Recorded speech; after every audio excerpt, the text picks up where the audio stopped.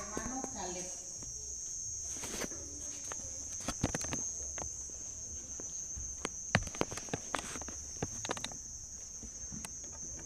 Buenas noches, hermanos.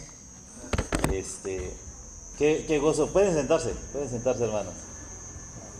Qué gozo estar nuevamente con ustedes. Siento que esta semana los he visto varias veces, pero no creo que solo hoy está de más, ¿verdad? Es que vi el martes, los varones ahí en mi casa, ¿no? El martes que para la gloria de Dios 17 varones, ¿no? Creo que se rompió este récord. Pobre casita de la emperatriz, ¿no? No entraron, ¿no? Completito. Dios ya había designado todos los asientos, ¿no? Y fue de mucha bendición lo que vimos el martes. También el miércoles fue de mucha bendición, ¿no? Y hoy espero que el Espíritu haga que no sea la excepción. Porque vamos a hablar de una de las cosas que siento que muchos cristianos menosprecian. Que muchos cristianos no hacen buen uso de la oración. El tema, como pueden ver, oración cuando el pedir se conforma a la realidad. Y que todo va al sentido de lo que siempre hemos hablado, ¿no?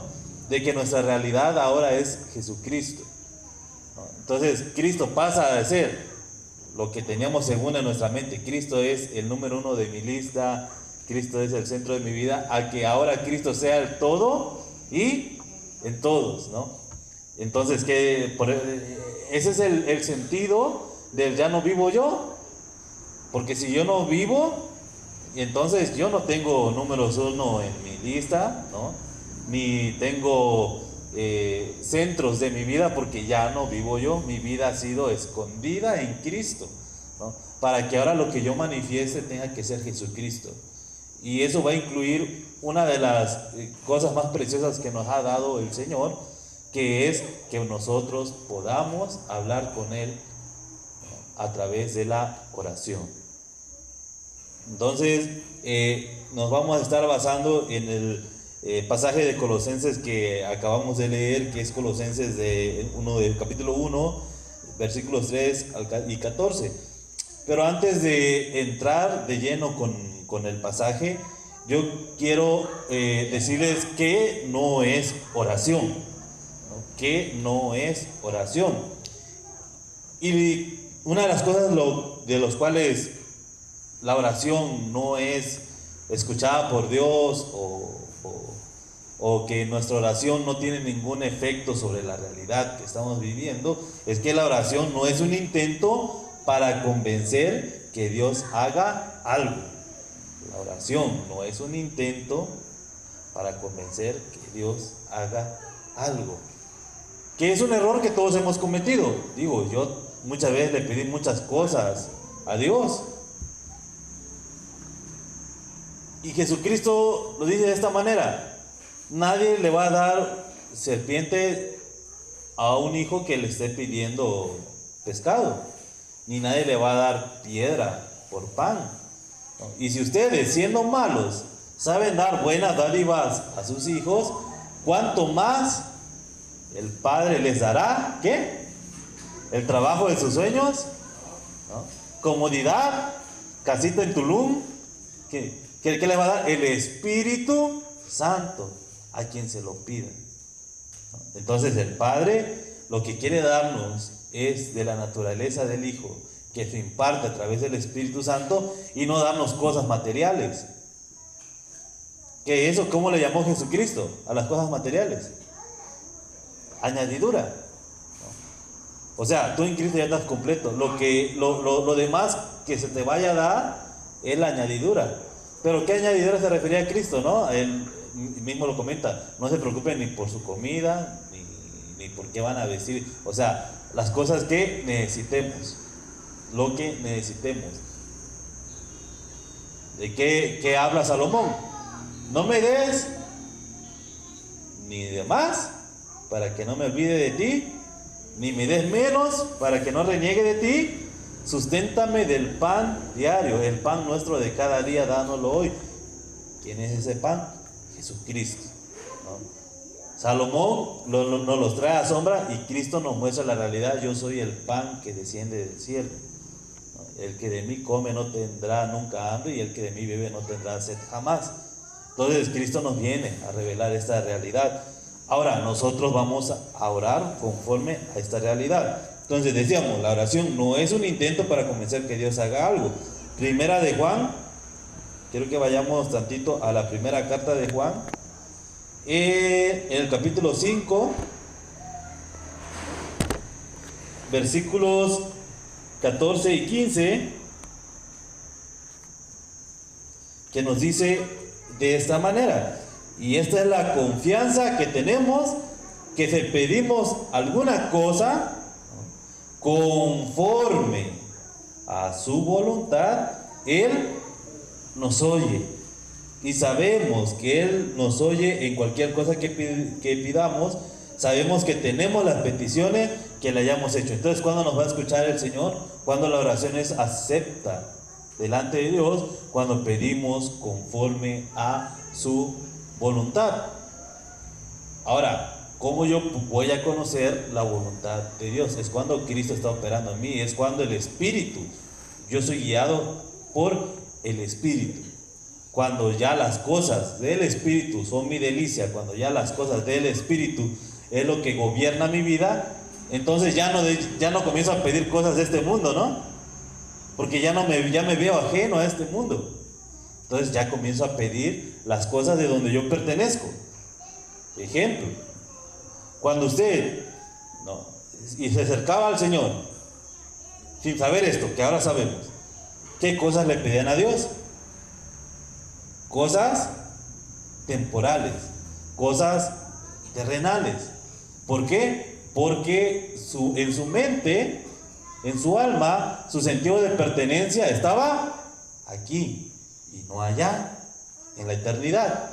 Ahora, nosotros pertenecemos a la eternidad, mi sentido de pertenencia está en la eternidad, y como ahora yo vivo en esa eternidad, lo que voy a pedir son cosas eternas.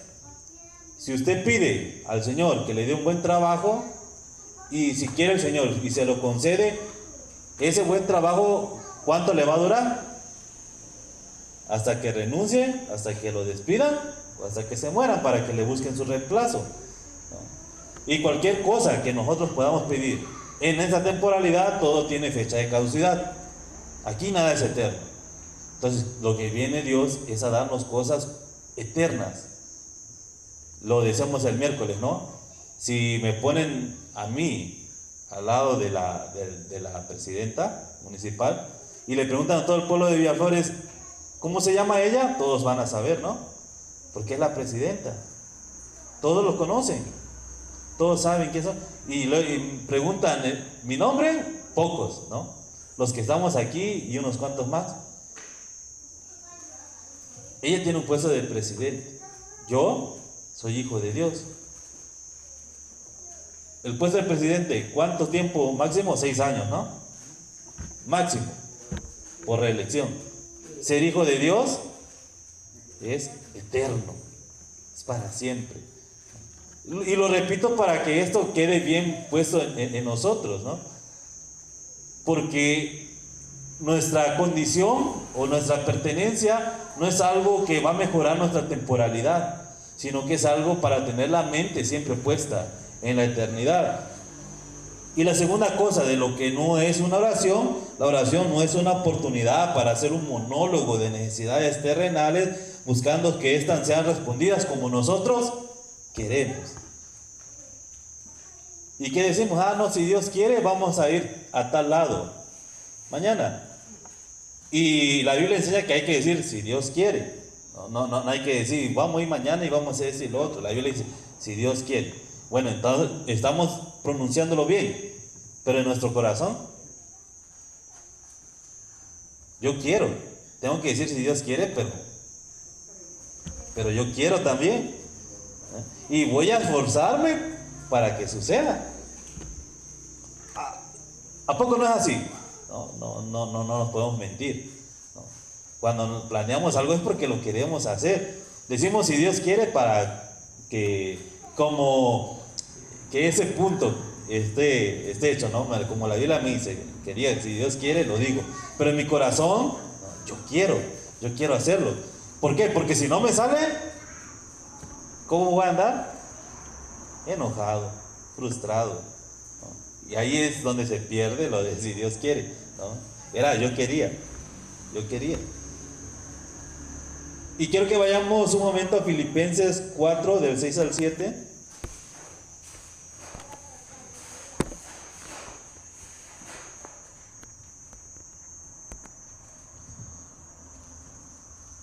Dice, por nada estéis afanosos. ¿Por qué causa nosotros podemos llegar a ponernos en un afán? ¿Por qué causa nosotros podemos estar afanosos? Porque tenemos problemas, porque tenemos dificultades. Dice, por nada estéis afanosos. Es decir, tienes dificultades, tienes problemas, pero no te afanes, sino sean conocidas vuestras peticiones delante de Dios. ¿Qué te está diciendo aquí el apóstol Pablo? ¿Tienes algún problema? Puedes ir y ponerlo en oración. No te está diciendo, si te sientes muy mal, no le ores a Dios, porque eso no, dice el apóstol Pablo, sí, puedes ponerlo en oración. Sean conocidas vuestras peticiones delante de Dios en toda oración y ruego, dice, aquí está, ¿no? Con acciones de gracias. ¿Quiénes han orado a Dios cuando se sienten muy mal físicamente, una enfermedad? ¿Quién no lo ha hecho? Yo lo he hecho. Todos, asientan la cabeza, algunas veces la mano, todos. Cuando ustedes estaban pidiendo al Señor por sanidad, ¿le dieron gracias a Dios por la enfermedad?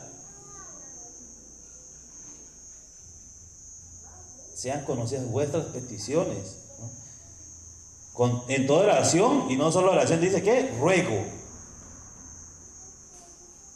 O sea, humíllate delante de Dios totalmente, con acción de gracias. ¿Y qué dice? Y el Dios te solucionará el problema inmediatamente, así dice el versículo que sigue. Y la paz de Dios, porque lo que perdiste en el momento del afán fue el fruto eterno, que es la paz. Es lo que perdiste cuando te afanaste, cuando te pusiste la mirada en la tierra. Lo primero que perdiste fue la paz de Dios. Entonces, ¿qué hace Dios cuando tú pones tu confianza nuevamente en Él? Cuando pones de nuevo la mirada en la eternidad, y la paz de Dios, que sobrepasa todo entendimiento, que sobrepasa todo problema, que sobrepasa toda dificultad que podamos tener en la temporalidad, guardará vuestros corazones y vuestros pensamientos en Cristo Jesús. Vuelve el Señor a colocarte en lo eterno, en nuestra realidad, en lo que ahora estamos viviendo. Entonces, si yo voy a llevar mis peticiones delante de Dios, con ruego, con súplica y con acciones de gracia. ¿Y de qué manera me va a responder el Señor? Poniéndome nuevamente en la eternidad de su Hijo Jesucristo, para que su paz, para que su gozo no me falten.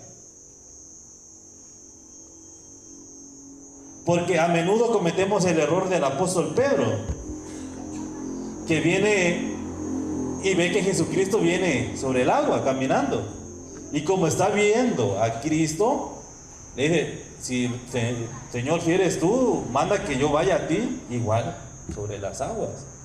Pero tiene la mirada en Jesucristo, y Cristo le dice, ven pues.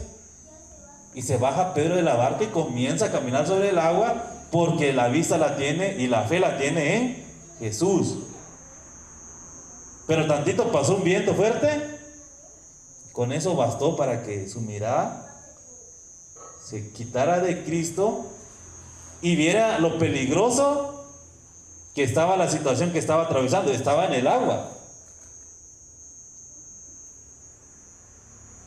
y solo bastó eso, un viento, para quitar la mirada de Cristo. Y a veces una aflicción, algún problema hace que nosotros quitemos la mirada de Cristo. ¿Qué le pasó a Pedro? Se comenzó a hundir, ¿no? Ayúdame, Señor, que voy a perecer, ¿no? Y vienen los problemas, las dificultades. Ayúdame, Señor, porque ya no sé, ya no aguanto. Yo ya no aguanto, Señor. Yo ya no sé qué voy a hacer. Si no me salvas, no sé qué voy a hacer. Por quitar la mirada de lo eterno. Entonces, ¿qué? Lo que nos trae, dice aquí el apóstol Pablo, es lo primero que nos va a dar el Señor es la eternidad, de la cual quitamos la mirada un segundo. Porque el hijo pródigo nunca dejó de ser hijo, ¿no? A pesar de lo que estaba haciendo, no dejó de ser hijo. Y andaba comiendo, bueno, andaba criando cerdos, pero ya quería andar comiendo lo que comían los cerdos, todo el desperdicio. Pero bastó con una mirada al cielo para recuperar su identidad. Yo soy hijo, voy a regresar con mi papá, aunque sea que me haga como uno de sus jornaleros. Pero ni modo que no me acepte si soy su hijo. Yo sé que Él me ama, Él es mi papá, Él me ama, Él me va a aceptar. Y aunque sea como uno de los jornaleros, pero quiero estar nuevamente cerca de Él. Quiero volver a donde yo pertenezco. Y nosotros pertenecemos a lo eterno, pertenecemos a Cristo Jesús, somos sus ovejas. Nadie nos arrebata de su mano. Y eso lo tenemos que tener claro, para que cada situación que nos pase en esta vida, en esta temporalidad, lo podamos ver con eternidad, cualquier cosa. Entonces, yo creo que entendimos que esas cosas no son oración, ¿no? Lo que acabamos de comentar ahorita, lo de intentar convencer a Dios con algo. Porque hay veces que tú deseas algo y que no solo lo pones en oración, le metes el ayuno de una vez ahí para contarle que Dios te dé lo que deseas, ¿no? Y esas bendiciones que Dios nos ha dado, esas gracias que nosotros podemos hacer en la oración, en el ayuno, no es para eso, no es para obligar a Dios que nos haga algo, ¿no? Y como vemos que no nos concede, más días ayunando y así, hasta que ya no aguanta el hambre, ¿no? Y ahí dice uno, como que no es voluntad de Dios. Pero debemos de tener siempre en mente que estando en el Hijo, vamos a hacer siempre la voluntad de Dios y vamos a pedir conforme a su voluntad para que Él nos escuche. Entonces, ya entrando a lo que es Colosenses, porque no tenemos mucho tiempo para predicar, no es como la clase que nos podemos ir extendidos. Pero, entrando a Colosenses, yo noté algo, que Pablo dice 2 veces que ora por una cuestión, ¿no? Al principio, que es en lo que es en el en el versículo, me dirijo nuevamente a Colosenses, en el versículo 3 dice: siempre orando por vosotros, damos gracias a Dios, Padre de nuestro Señor Jesucristo, habiendo oído de vuestra fe en Cristo Jesús y del amor que tenéis a todos los santos a causa de la esperanza que os es guardada en los cielos, de la cual ya habéis oído por la palabra verdadera del Evangelio, que ha llegado hasta vosotros, así como a todo el mundo, y lleva fruto y crece también en vosotros desde el día que lo oísteis y conocisteis la gracia de Dios en verdad, como lo habéis aprendido de Epafras, nuestro consiervo amado, que es un fiel ministro de Cristo para vosotros, que también nos ha declarado vuestro amor en el Espíritu. Hasta ahí Pablo nos dice una de las cosas por las cuales ora. Está orando, no. ¿Y su oración qué dice? Estoy pidiendo, así dice, estoy orando dándole gracias a Dios. ¿Se acuerdan? Acabamos de hablar de dar gracias a Dios cuando tenemos alguna necesidad, cuando tenemos una petición. ¿Qué es lo que tenemos que incluir en nuestra oración? Acciones de gracias. Ahora, Pablo está dando una acción de gracias. Estoy dando gracias a Dios, ¿no?, por la fe de ustedes. En estos primeros versículos, Pablo nos manifiesta que el inicio de su oración no es para pedir, sino para agradecer. No es para pedir fe a los colosenses, sino porque ya se enteró del fruto de la fe de ellos, lo que la fe está provocando en los colosenses. Entonces, Pablo, ¿qué está haciendo? No está pidiendo por una carencia, está dando gracias por algo que los colosenses ya tienen. Esto es algo que nosotros también debemos de tomar, ¿no? Debemos de dejar de orar desde nuestras carencias y comenzar a orar desde nuestra herencia. Dios nos hizo herederos con Cristo, y también lo dice aquí Colosenses, ¿no?, para que participemos de la herencia. Si tú ya eres heredero de Dios, yo les pregunto, hermanos, ¿qué cosas le pertenecen a Dios? Todo. ¿Por qué tienes que pedir cosas? Porque Dios te hizo su heredero. ¿Qué necesitas?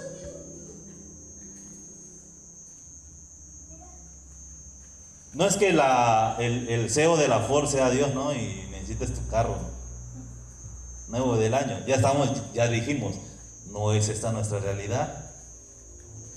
Nuestra realidad es eterna. Y en la eternidad todo le pertenece a Dios. Y en la realidad temporal también todo le pertenece a Dios.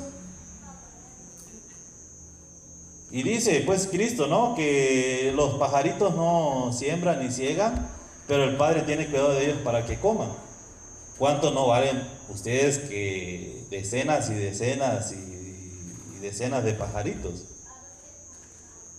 Entonces, ¿qué voy a pedirle a Dios si ya me hizo heredero de todo? Entonces ya no pedimos de la carencia, sino de la herencia. Debemos de dejar de ver la esperanza como si Dios quiere. O sea, yo estoy hablando de lo eterno, no lo temporal, no de los negocios de la vida, estoy hablando de lo eterno. No es si Dios quiere, ¿no? Es algo que ya está reservado en los cielos para nosotros.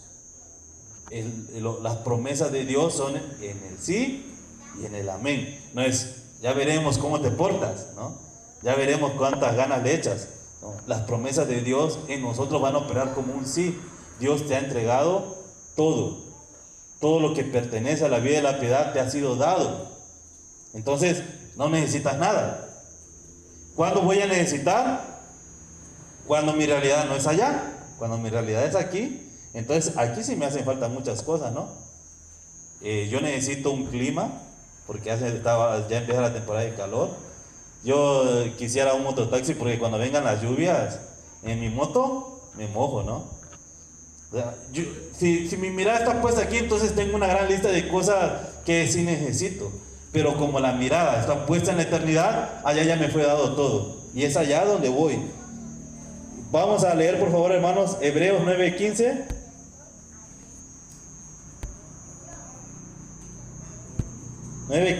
Hebreos 9:15.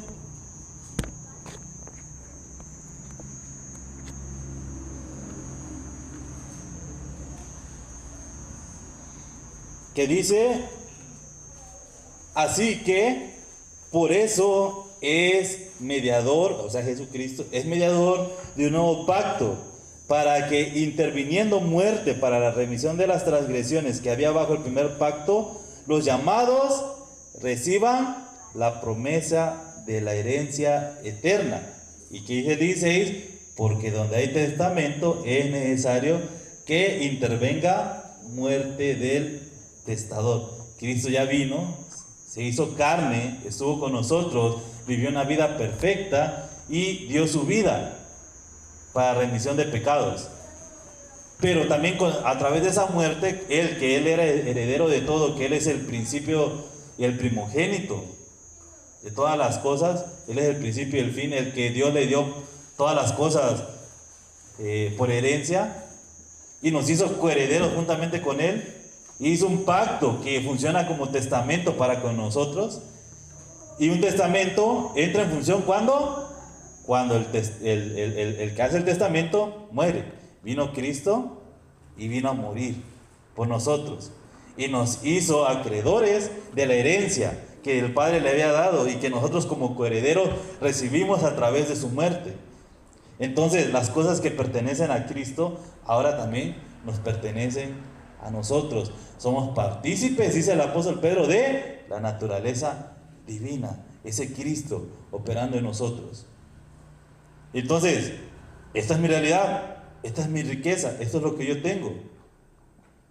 Una persona puede ser millonaria, puede tener millones en el banco que le dejaron como herencia. Y esta persona, si nunca se entera, nunca va a vivir como un millonario. Es millonario, le pertenece. Pero si no se entera que tiene una herencia en el banco de millones, nunca va a vivir como un millonario. Y así es la vida del espíritu. si no estamos enterados de lo que Cristo ya nos heredó, vamos a seguir viviendo como religiosos. Vamos a seguir viviendo esperanzados en este mundo, cuando ya no pertenecemos a este mundo. Efesios 1:3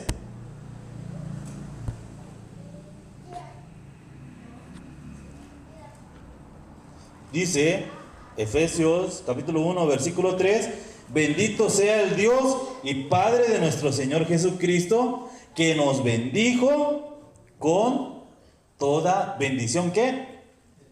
Espiritual, en los lugares celestiales en Cristo, estando en Cristo, estando en el Hijo, somos aceptos en el amado. Cuando nosotros pertenecemos a Cristo, cuando somos parte del cuerpo de Cristo, somos bendecidos con toda bendición espiritual. No dice, a lo largo de tu caminar como cristiano vas a ir recibiendo una tras otra de las bendiciones, no.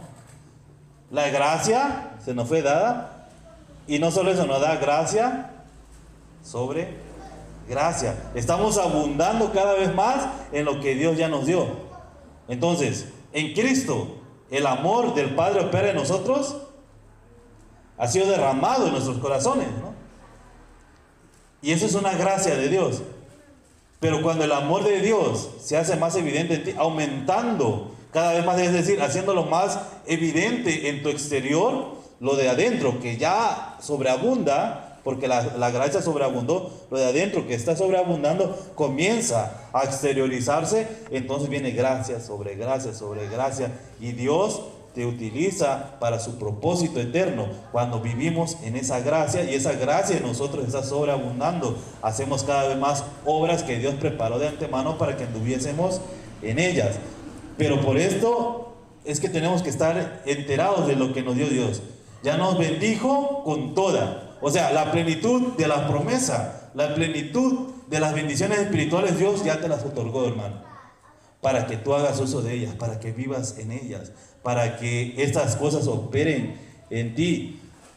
Y dice, las bendiciones en los lugares celestiales en Cristo. Dios está trayendo la eternidad en la tierra a través de ti. ¿Cómo habla el Hijo el día de hoy? ¿Cómo habla el Padre el día de hoy? Ya les di la pista. A través del Hijo, ¿no? A través del Hijo. Y Dios no va a hablar de otra manera que no sea a través del Hijo. ¿Dónde está hablando el Hijo hoy en día? En su iglesia, en nosotros. Esto donde estamos aquí en este momento, lo que está operando en nuestras mentes, en nuestros corazones, pertenecen al cielo, pertenecen a la eternidad. No, hermano, no se tienen que esperar a andar en calles de oro y mar de cristal. Todo lo que es de la eternidad ya pueden vivirlo desde ya. Cristo es la resurrección y la vida, lo dijo, ¿no? Cuando una de las hermanas de Lázaro dijo, sí, pero hasta aquel día. Cristo, no, yo soy la resurrección y la vida. Todo aquel que ha sido bendecido con bendiciones espirituales está operando en la vida eterna. La vida eterna es Él. Él es la vida. Él es la luz de los hombres. Y vamos tantito hacia abajo, hermanos, en los versículos 11 y 12 de Efesios 1.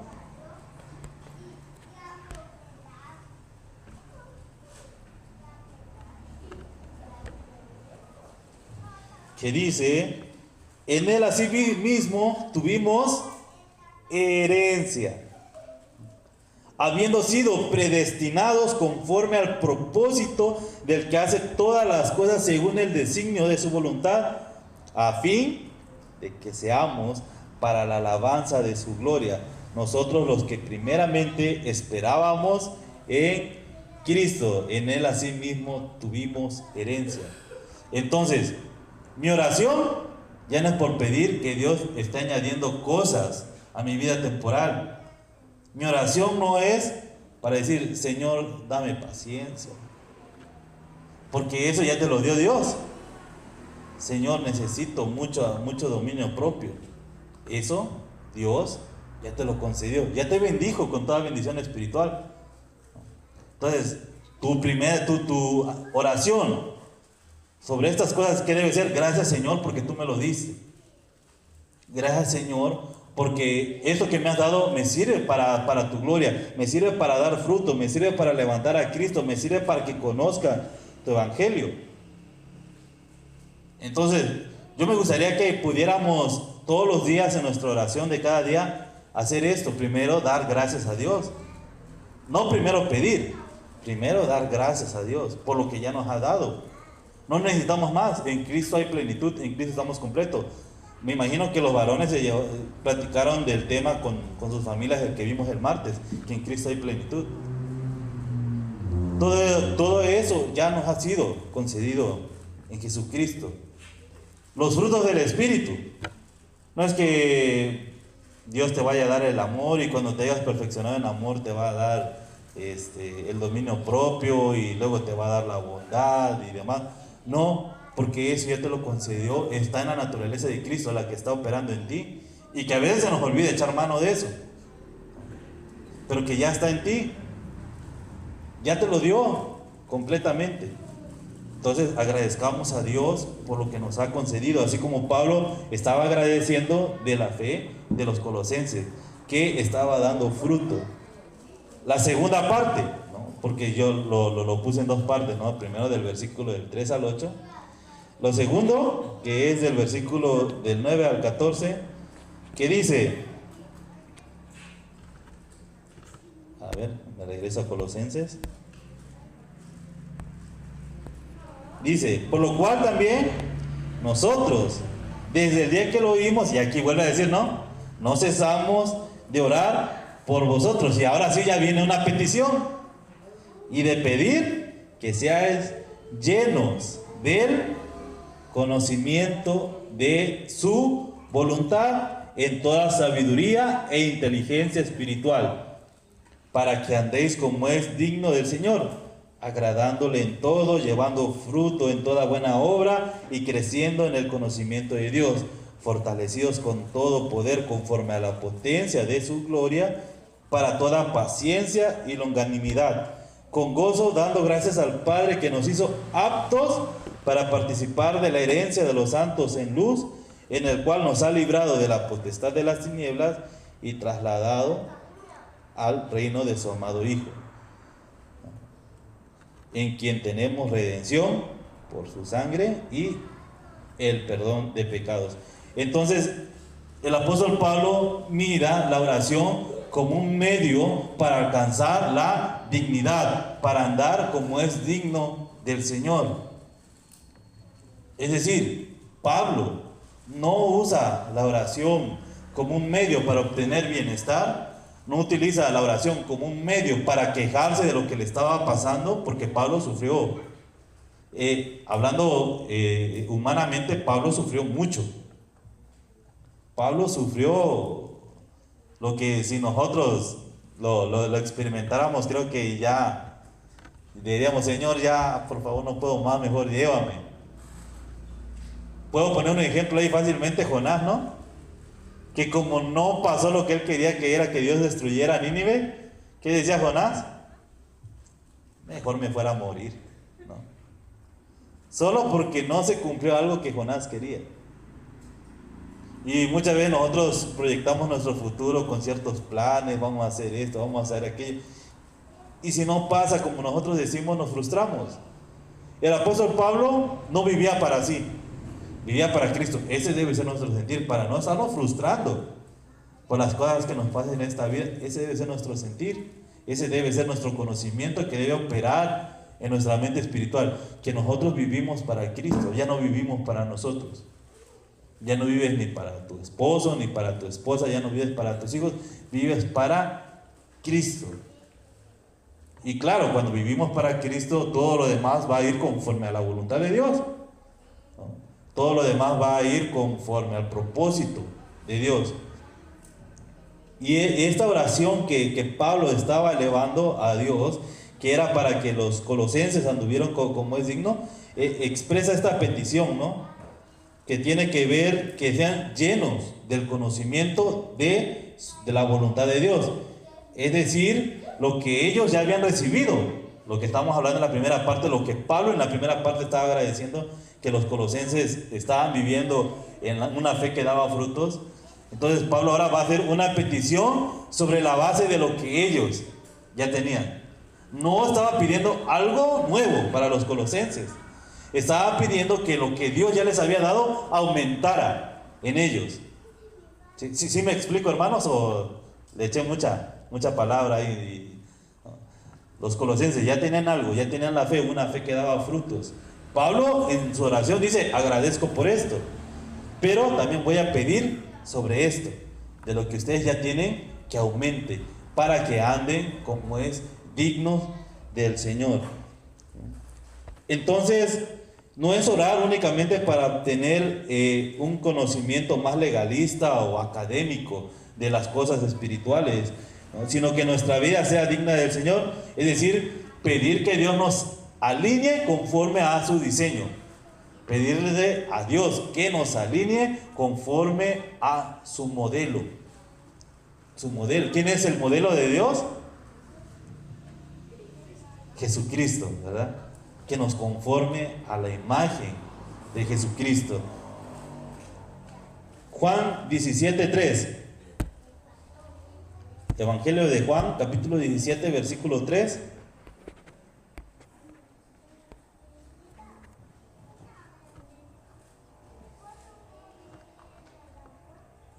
Dice: y esta es la vida eterna, que te conozcan a ti, el único Dios verdadero, y a Jesucristo, a quien has enviado. Entonces la vida eterna no consiste en que para conseguirla hay que obrar.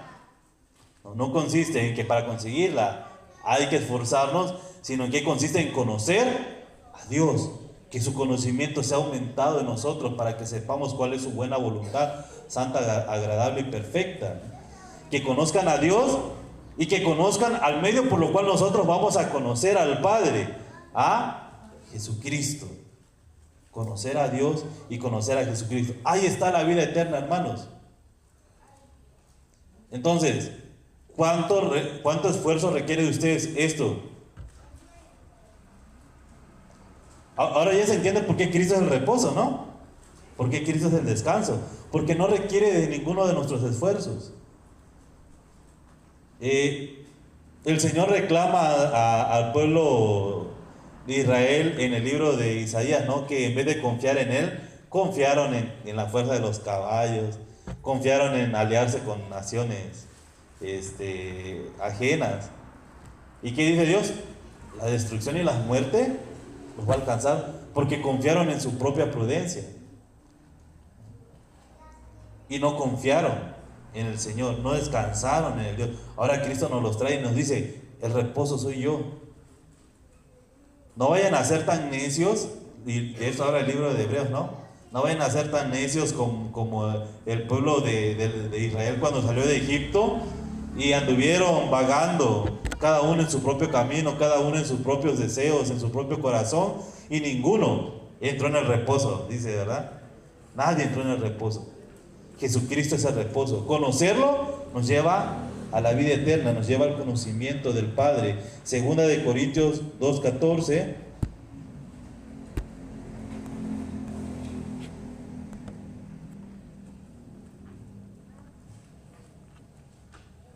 Dice,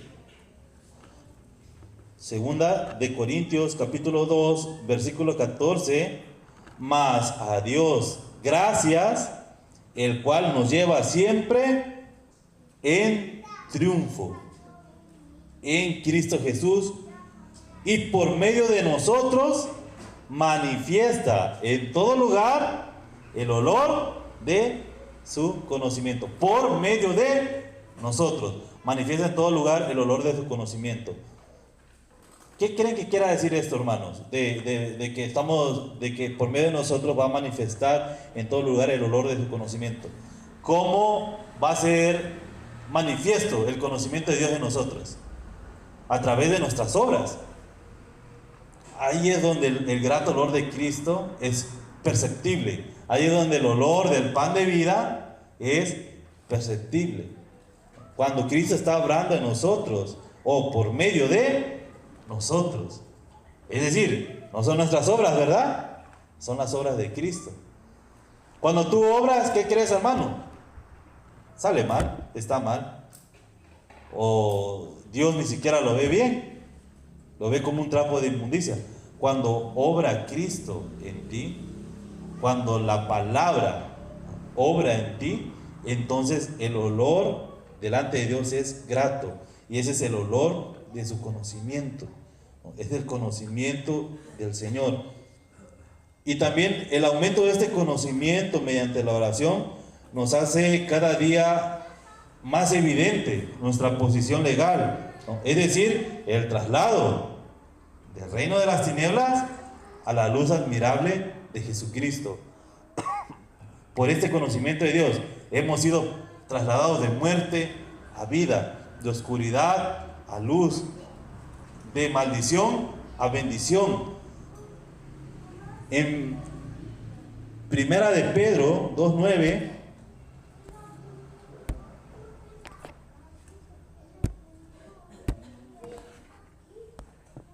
nos dice: mas vosotros sois linaje escogido, real sacerdocio, nación santa, pueblo adquirido por Dios, para que anunciéis las virtudes de aquel que os llamó de las tinieblas a su luz admirable. O sea, acá nos está diciendo que somos real sacerdocio. ¿Se dan cuenta de la posición que nos ha dado Dios? Real sacerdocio. O sea, el real sacerdocio es aquel que Dios pone, es aquel que Dios da en forma de gracia. No es lo que una institución humana dice: tú vas a ser sacerdote, o tú vas a hacer esto o aquello. Es algo que Dios ha dado a sus escogidos, ¿no? ¿Y para qué nos hizo real sacerdocio Dios? Para anunciar las virtudes de Dios. Gracias, tío. Para anunciar lo que es de Dios. ¿Qué quiere decir? Sus atributos, su amor, su paz, su justicia. A eso fuimos llamados. Por eso Dios nos traerá de tinieblas a la luz. Segunda de Corintios 4:6.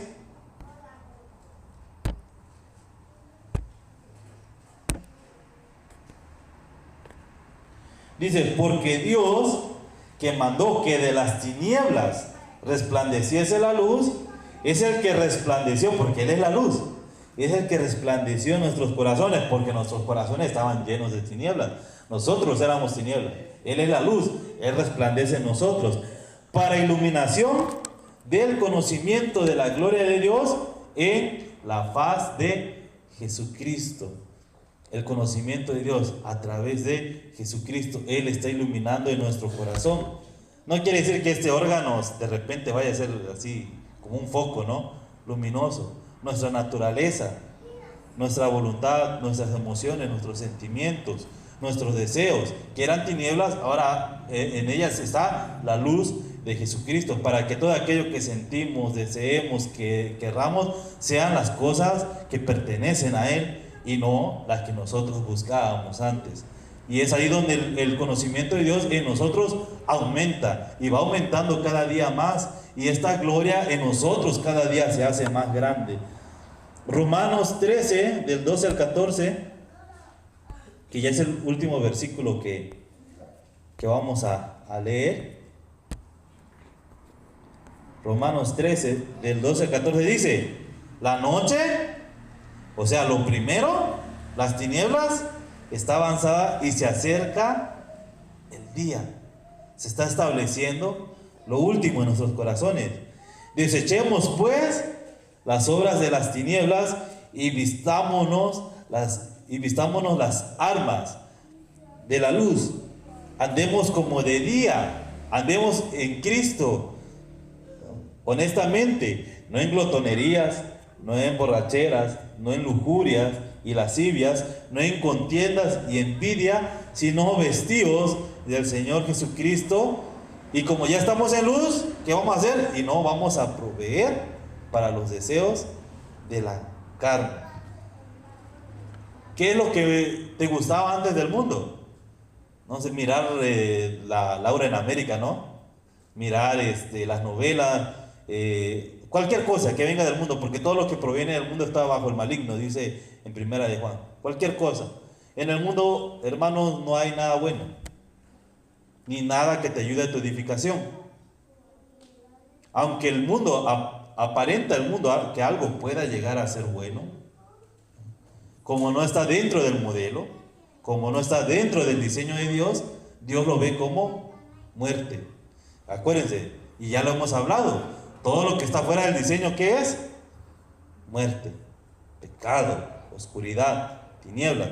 ¿Qué es lo único que pertenece a la vida? Lo que está en el diseño, es decir, Jesucristo, las cosas que pertenecen a Cristo, eso sí está en el diseño. Y no vamos a proveer para lo que está fuera del diseño. O sea, no nos vamos a alimentar de las cosas que están fuera del diseño. ¿Sí me doy a entender? No me voy a alimentar de música que está fuera del diseño. No me voy a alimentar de programas de la televisión que están fuera del diseño. Mi Facebook no debe de tener ningún like en cosas que estén fuera del diseño. No lo estoy poniendo como regla. Así es la vida en Cristo. Busca desechar todo aquello. Pero mi tío ponía un buen ejemplo, ¿no? El martes, que aunque estemos viviendo esta realidad, pero si ahí estamos scrolleando el Facebook, ¿no? Que no deberíamos de pasar mucho tiempo en el Facebook. Si lo estamos y aparece algo que alimentaba nuestra vieja naturaleza, ¿qué hacemos? Ahí lo quedamos viendo. Ahí lo quedamos viendo. Pero cuando nosotros tenemos la mente bien puesta en la eternidad todo el tiempo, porque por eso dice Pablo que debemos de orar en todo tiempo, orar sin cesar, ¿no? O sea, que tu mente siempre esté puesta en la eternidad, siempre puesta en Dios. Entonces cuando nosotros, incluso estemos lo que estemos haciendo, yo sé que no es que viniendo del trabajo se encierren en un cuarto y se pongan a leer nada más su Biblia, ¿no? Y la vez pasada bromeé a los jóvenes que yo sé que su celular lo tienen 2 horas, pero es 15 minutos de Facebook y de ahí están leyendo la Biblia. Y lo leen bien rápido porque lo miro que así le van haciendo. Entonces ya no me alimento de las cosas que alimentaban mi antigua naturaleza. Ahora busco lo que es santo, lo que es digno, todo lo que es de buen nombre, dice el apóstol Pablo. Pero para que estas cosas crezcan en mí, ¿qué tengo que hacer? Ponerlas en oración. Entonces, ¿por qué voy a orar o cómo voy a orar? Agradeciendo lo que Dios ya me dio y pidiendo que aumente eso que me ha dado, que sea más evidente, que crezca en mí, que crezca su conocimiento, porque a través del conocimiento de Dios está la vida eterna. Entonces, hermanos, en conclusión, que nuestra oración de cada día nos muestre que no es tratar de alcanzar a Dios, sino que Dios ya nos alcanzó a nosotros, y que nuestras oraciones no se enfoquen en querer cambiar la mente o las ideas de Dios, sino en apegarse a la voluntad de Dios. Que esas oraciones sean para pedir que la mente de Dios se instale en nosotros, ¿no? Y rogar para que el aumento de su conocimiento sea operante en nosotros. Esto es vivir la realidad eterna en Cristo Jesús, cuando podemos tener bien puesta la mirada en lo eterno, en Jesucristo y en el Padre, y que el Espíritu traiga en nosotros esta palabra y que quede sembrada en nuestro corazón. ¿Qué les parece si hacemos una pequeña oración, ¿no?, para terminar este tiempo? Quería 45 minutos, ya voy 48, ¿no? Entonces todavía terminamos en buen tiempo. Entonces, si se pueden poner de pie, hermanos, vamos a orar para que... Yo espero que el hermano Caleb haya sido claro, ¿no?, y que hayan comprendido lo que le estoy diciendo. Porque esto es de lo que nos vamos a gloriar siempre, de poder conocer a Dios. El que se gloríese en eso. ¿En qué? En entenderme y conocerme. El que se gloríese en el Señor. Puesto de pie, por favor, hermanos. Gracias te doy, Padre eterno, porque ese tiempo de palabra que tú nos has dado nos muestra una realidad, Señor, que tiene que comenzar a vivir tu pueblo, Padre Santo. Que la oración no es un medio de satisfacciones a nuestros deseos, ni mucho menos, Señor, para obligarte a que hagas algo que nosotros queremos, Padre, sino es para pedir el aumento de tu conocimiento en nosotros. La oración es para agradecerte lo que Cristo ya ha hecho en nosotros, que nos redimió, nos perdonó, pero también nos dio una herencia eterna, Señor. Una herencia que muchas veces, Padre, olvidamos que la tenemos, una herencia que muchas veces, Padre eterno, olvidamos que está ahí, que podemos hacer uso de ella. Señor eterno, que nuestra mente, nuestro corazón y todo nuestro ser, Padre, estén siempre en esto, en que en tu Hijo Jesucristo hay plenitud y que en tu Hijo Jesucristo podemos hacer tu voluntad y que el conocimiento de Jesucristo aumente cada día en nosotros, porque esa es la vida eterna y para eso hemos sido creados y para eso queremos vivir de ahora en adelante. Gracias te damos, Señor. Gracias por todas las bendiciones que tú nos das. En el nombre de tu Hijo Jesucristo. Amén. Dios les bendiga, hermanos. Gracias por escuchar.